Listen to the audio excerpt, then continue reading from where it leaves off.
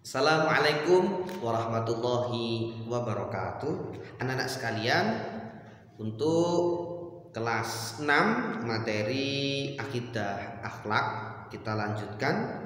Yang kemarin tentang mengartikan kalimat istighfar, sekarang keutamaannya.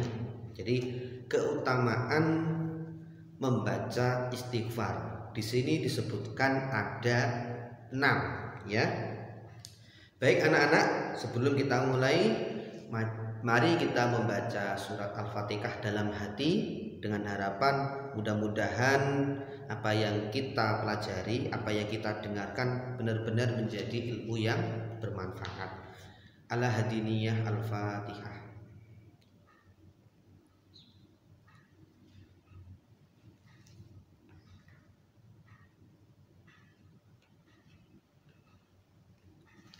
Baik anak-anak, kita lanjutkan materinya. Yang pertama, keutamaan dari istighfar adalah menghapus dosa. Jadi dosa itu adalah sesuatu yang tidak kelihatan, tapi itu nanti ada balasannya di akhirat. Ketika nanti sudah hari kiamat sudah tiba, nanti ada balasan-balasan bagi orang-orang yang mempunyai amal maupun dosa. Jadi dosa ini anak-anak kalau sudah berumur, sudah balik, ini dosa sudah ditanggung diri sendiri. Tapi ketika masih kecil, masih bayi, itu dosa ditanggung oleh kedua orang tua. Jadi kalau anak-anak sudah balik, mungkin sudah yang berkhitan atau sudah yang haid, anak yang perempuan, itu dosanya ini sudah tidak dilimpahkan ke orang tua, tapi sudah ditanggung diri sendiri. Makanya anak-anak sekalian, kita benar-benar menjaganya ya. Dosa ini yang disebut di sini adalah dosa yang kecil. Jadi semakin kita beristighfar, dosa kecil kita akan semakin diampuni oleh Allah.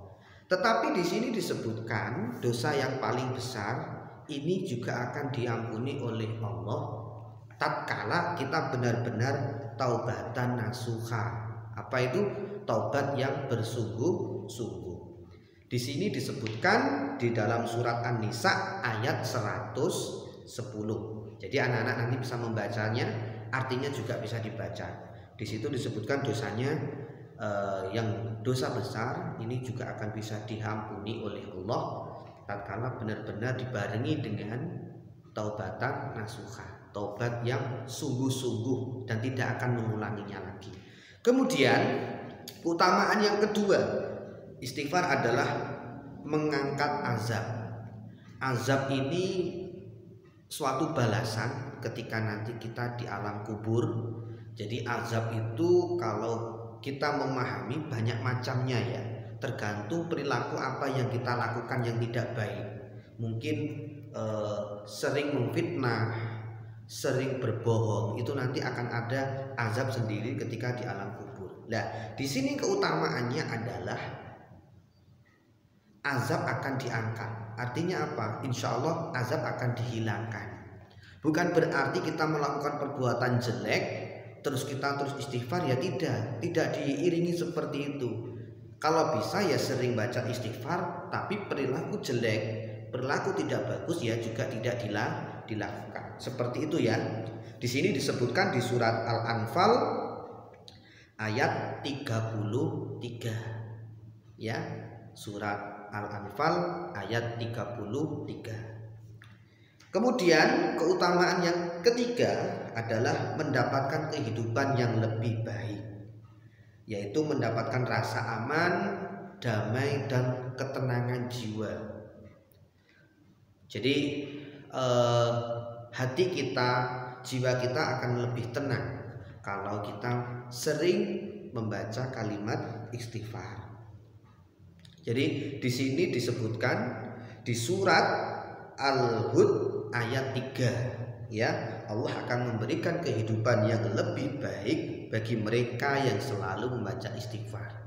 Hati tenang, damai, jiwa juga, roh kita dalam hati kita juga tenang. Disampaikan tadi di ayat surat Al-Hud ayat 3. Kemudian yang keempat, keutamaan yang keempat, menyebabkan turunnya hujan. Jadi beberapa daerah mungkin ya, kalau memang pada waktu tahun yang lalu belum turun hujan, ini warga masyarakat bisa dengan cara membaca atau beristighfar sebanyak mungkin. Jadi di sini disebutkan di dalam surat Nuh ayat 11 ya, 10-11 di sini disebutkan orang yang beristighfar insya Allah penyebab turunnya hujan. Jadi keinginannya seperti kemarin Imam bin Hambal yang kemarin, semua keinginannya karena beristighfar selalu dimudahkan oleh Allah, dikabulkan oleh Allah, sehingga mohon maaf, penjual roti yang mana sering beristighfar akhirnya semua keinginannya dikabulkan, dan terakhir bertemu dengan Imam bin Hambal yang mana beliau ingin bertemu dengannya. Seperti itu. Jadi kalimat istighfar juga salah satu menyebabkan turunnya hujan. Apabila di musim kemarau, waktu sudah tiba tapi belum turun hujan, kita terus beristighfar dengan harapan mudah-mudahan segera turun hujan. Yang kelima, keutamaan yang kelima adalah menyebabkan masuk surga. Nah ini anak-anak, pasti anak-anak mau kan masuk surga daripada masuk neraka. Surga itu jelas pasti sudah enak, tetapi masuknya ke sana juga penuh dengan ujian. Beda kalau masuk neraka tinggal ngelakuin hal yang tidak baik udah, tapi kalau kita masuk tempat yang istimewa, kita harus penuh dengan perjuangan, semangat melakukan hal-hal yang baik.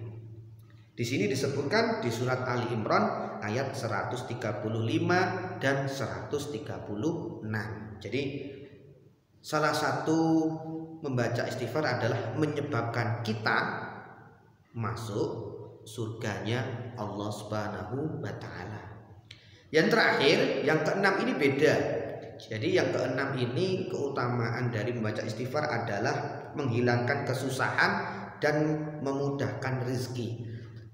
Kenapa Bapak menyebutkan yang berbeda? Karena di sini tidak pedomannya ini tidak pakai Al-Quran, tapi hadis atau sabda Nabi Muhammad SAW bersabda, barang siapa yang selalu beristighfar, maka Allah akan menjadikan keluh kesah kegembiraan, kesempitan menjadi keluasan. Jadi makna dari arti keluasan adalah rezeki.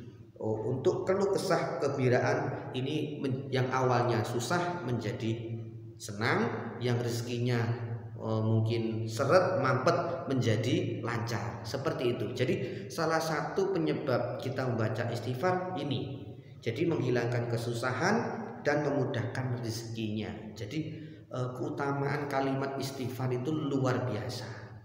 Jadi anak-anak harus benar-benar memahami keutamaan tadi yang jumlahnya ada 6. Yang pertama menghapus dosa, yang kedua mengangkat azab, yang ketiga mendapatkan kehidupan yang lebih baik, yang keempat menyebabkan turunnya hujan, yang kelima menyebabkan kita masuk surga, dan yang kelima yang keenam menghilangkan kesusahan dan memudahkan rezeki kita.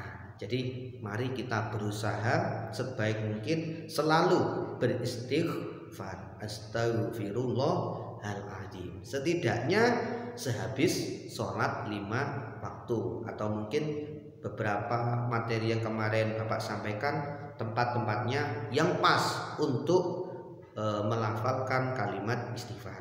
Baik anak-anak, itu materi yang Bapak sampaikan. Insya Allah materi yang akan minggu depan akan Bapak sampaikan, insya Allah nanti Bapak sampaikan materinya, tetapi Bapak akan menelpon atau menjabri beberapa anak di kelas 6A atau 6B. Buat apa Pak? Untuk evaluasi. Jadi nanti secara acak nanti saya akan berkoordinasi dengan wali kelas, guru kelas, siapa aja nanti yang akan Bapak telepon untuk bersiap-siap nanti ya. Kemungkinan setidaknya kelas 6A 3 anak, 6B 3 anak. Jadi nanti waktunya akan Bapak sampaikan. Nanti Bapak ingin tahu perkembangan ketika anak-anak memahami materi yang sudah Bapak sampaikan ini, akidah akhlak ini. Demikian kurang lebihnya, mohon maaf apabila ada salah. Terus semangat, terus berdoa. Wassalamualaikum warahmatullahi wabarakatuh.